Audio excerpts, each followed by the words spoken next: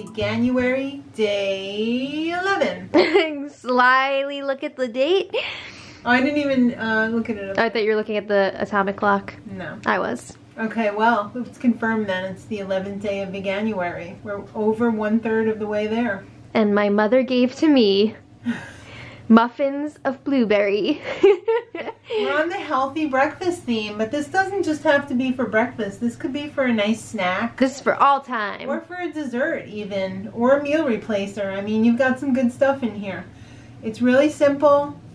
It's nut-free. It's not gluten-free, but you can make it gluten-free if you use a gluten-free flour substitute. Nice. And it's quick.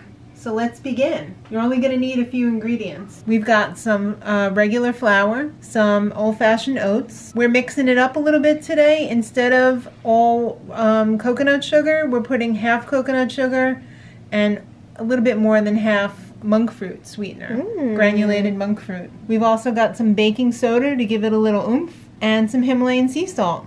So these are all the dry ingredients. We're just going to give these a stir. It's good when you use baking soda or baking powder to pre-mix your dry ingredients because you don't want the baking soda or baking powder in a lump because it's just going to make that little part of the universe rise instead of the whole thing. So it's much easier to get an equitable distribution when you pre-mix rather than to just dump everything into one bowl and mix it all together with the wet ingredients. Good to know, good to know. Yes, so that looks pretty good. We're pretty homogeneous here. So now we're going to mix the dry ingredients, the wet ingredients together. In my other bowl over here, I have a cup of flax milk, and I'm having to use this now because I have just found out that I have a nut allergy, so I have to look for alternative milks. And I don't like rice milk, and I don't like coconut milk, so that doesn't leave very many. To that, we're going to add 1/2 cup of unsweetened applesauce. Oh, it's so squidgy. It is. And I don't know about you, but I really like my muffins tangy, like a sour cream coffee cake type flavor. Have a little twang. Yeah, a little twang. So we're going to add some coconut milk yogurt, vanilla, because there's going to be vanilla in here too. So we're going to stay with the vanilla theme. Plop. Alright, so we just make sure that we get all of this that we paid for out of it. My dad would always be very vigilant about scraping out all of the stuff because he was a baker, and when you do baking, you've got to have exact ingredients, otherwise it's not going to turn out.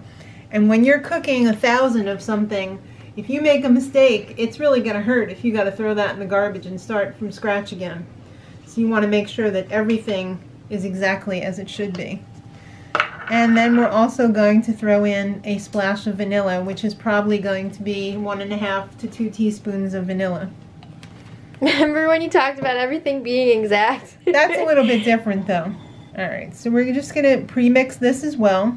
Now the trick to this is you do not want to overmix once you mix the wet with the dry, because 2 reasons. You don't want to activate the gluten too much because that's going to make your baked goods tough. And I know everybody out there has had some tough baked goods where it's like, oh, did they mix this for days or what? And the second reason is when you're using baking soda or baking powder, you don't want to work it too much because you're going to lose all that air.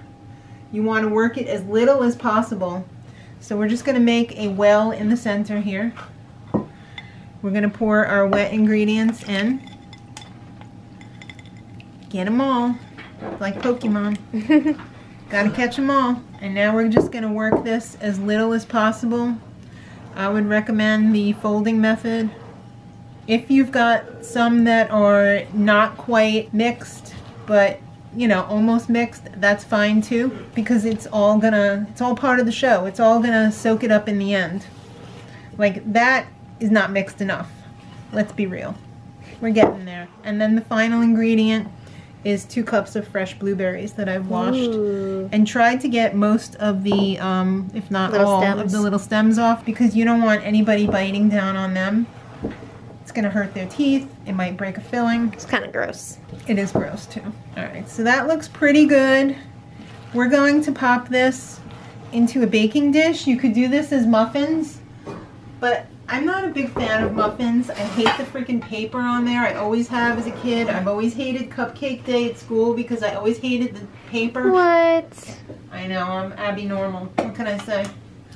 So we're just gonna spray our pan because it's paper free.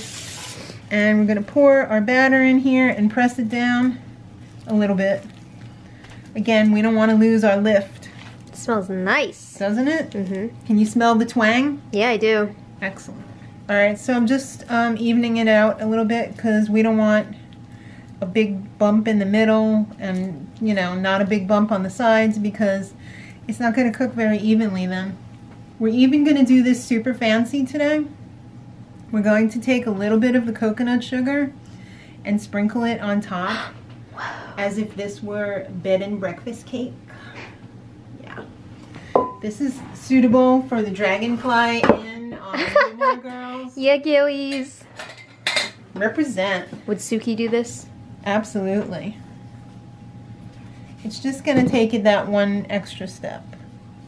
You got somebody you want to impress? Make them this. Alright, so this is going to go in the oven for about 25 minutes, maybe a little bit more, maybe a little bit less. I would check it after 20, but I'm going to be conservative and say it's going to be 25. So the oven is ready to accept, and in it goes. And yes, I left my pizza stone in there from the other day. It's okay though. Bye! Alright guys, if you're doing muffins, I would recommend 25 minutes, but since we did it in a 9x13, it was pretty much a half an hour, 35 minutes. So It smells so good. It does smell really, really good. So we're just going to serve it here. Guess we'll do a little corner piece. Oh yeah. You know, the first one's always a problem. Let's see what you got. Oh, nice. Yeah, look at those blueberries. Gorgeous. Serves lovely. Mm-hmm. Let's get a look at that. And I guess you're going to taste it. Okay. It's going to be hot. Cool. You will. It looks really hot. Yeah. Blow on it like the wind, bullseye.